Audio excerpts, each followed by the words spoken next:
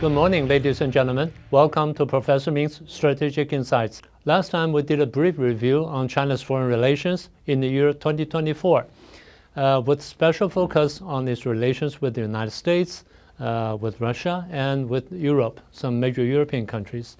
This time we're going to continue the same topic, but especially focusing on China's relations with its neighbors, such as Japan, of course, the two Koreas, the Philippines, and Australia, and so on and so forth. Let's start with China's relations with Japan. It wasn't very good in terms of the bilateral relations between the two countries.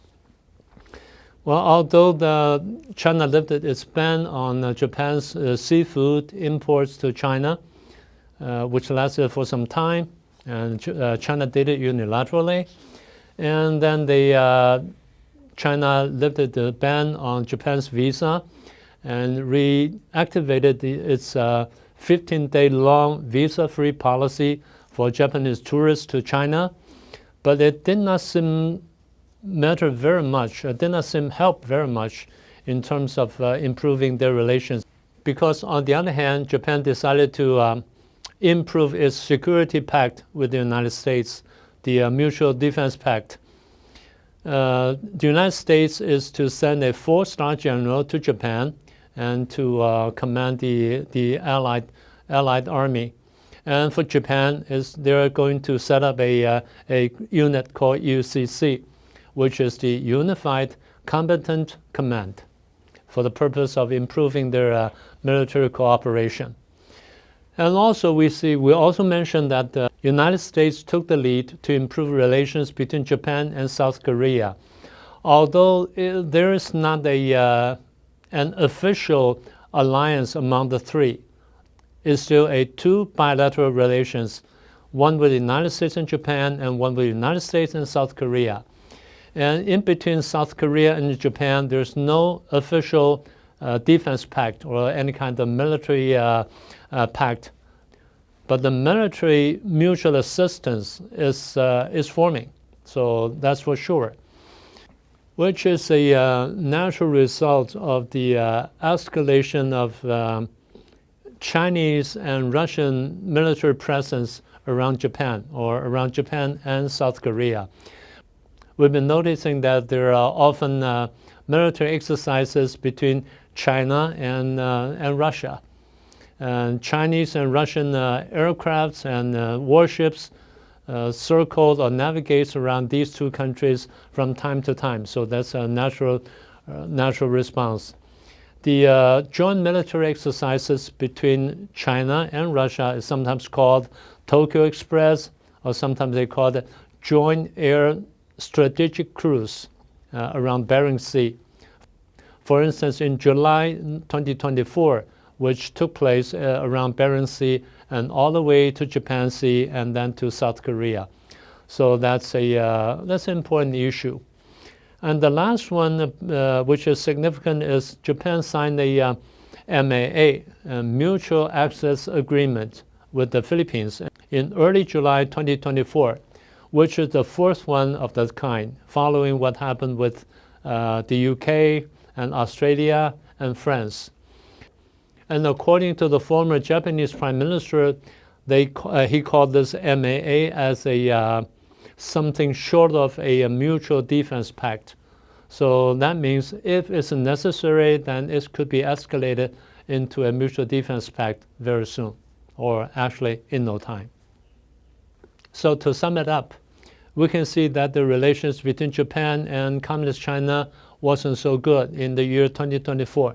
Now let's turn to its relations with the two Koreas, the South Korea and the North Korea. First, let's talk about its relations with North Korea, with Pyongyang. We saw a defense pact signed between Pyongyang and Moscow, meaning there's an official alliance between the two, official security pact between the two countries, which was not a happy thing to see for Beijing, because in the past, North Korea relied heavily upon Beijing, and Beijing tended to see North Korea as a protege of its own. So when it sees that its protege signed a defense pact with Moscow, although officially Moscow and Beijing are allies, but still, it's not a happy thing to see, because that means that North Korea will reduce its reliance upon Beijing more and more. And in order to substantiate this defense pact, North Korea sent troops to Ukraine, to the Ukraine battlefield, to fight for the Russians. So North Korea seems to use Moscow as a leverage against Beijing's pressure. And that leads to a real deterioration of the relations between North Korea and Communist China.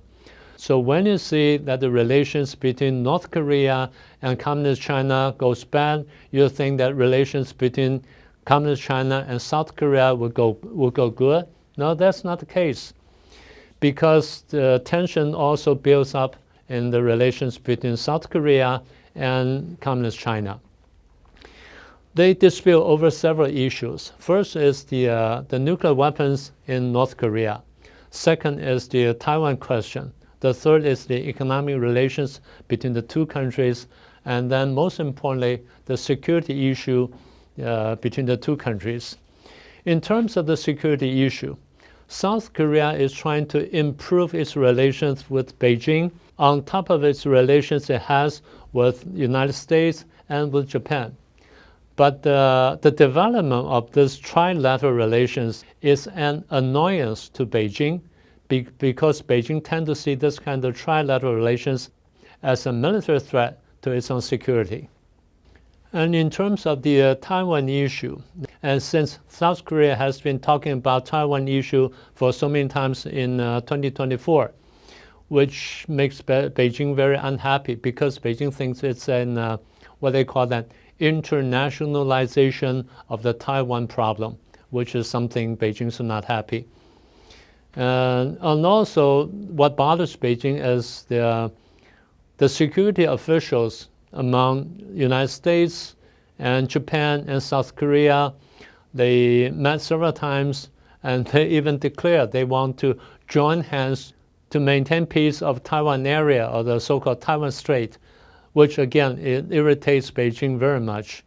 It's a sure sign of an internationalization of the Taiwan issue.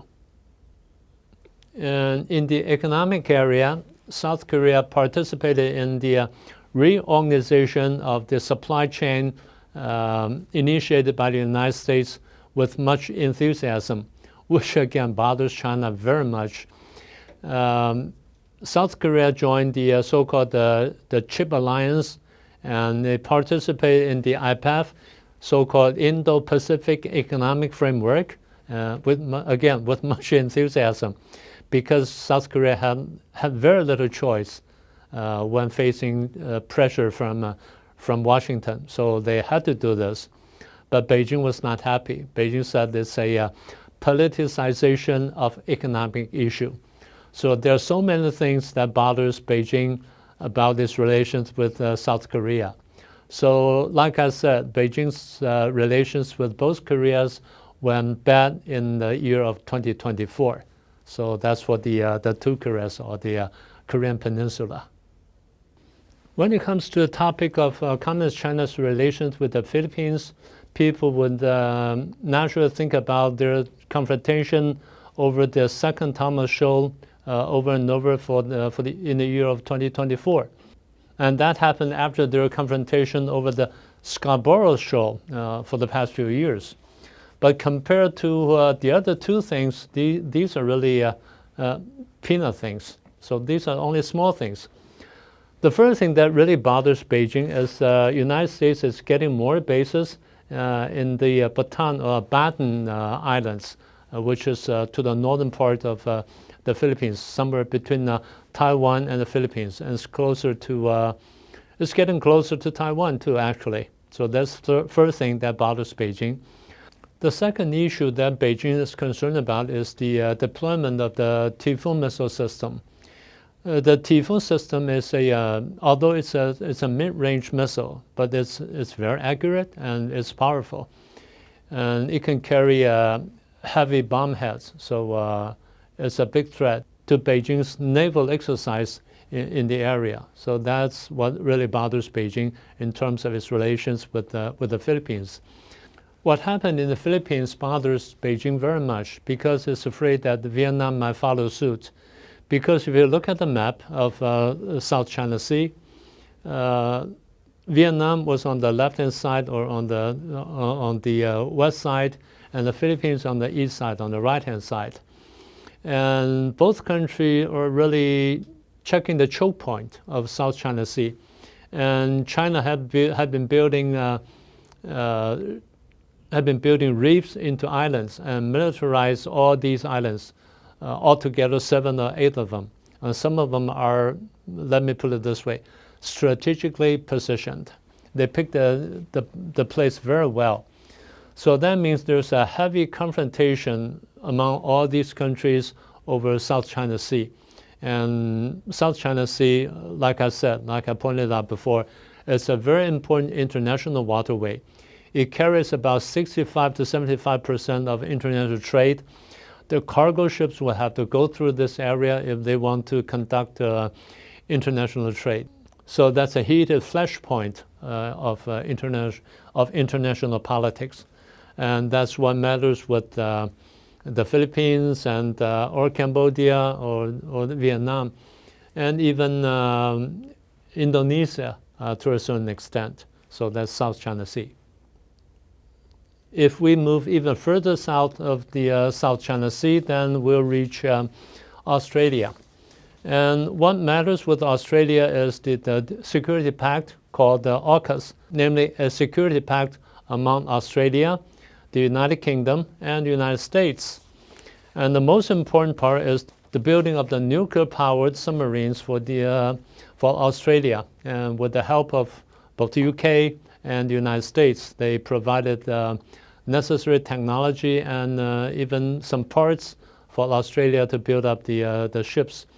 And it's making considerable progress in terms of building the warships.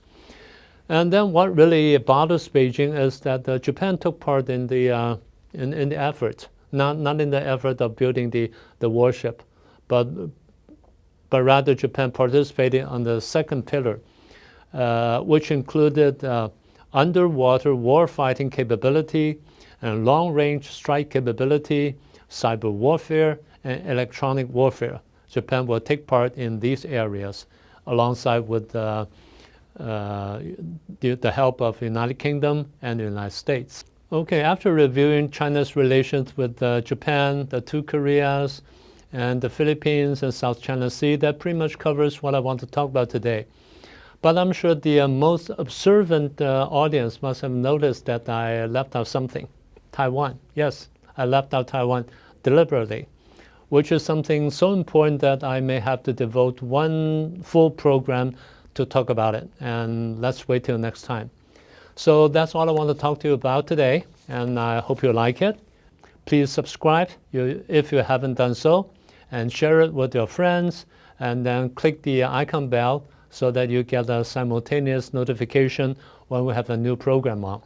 Okay, thank you for watching, and I'll see you next time.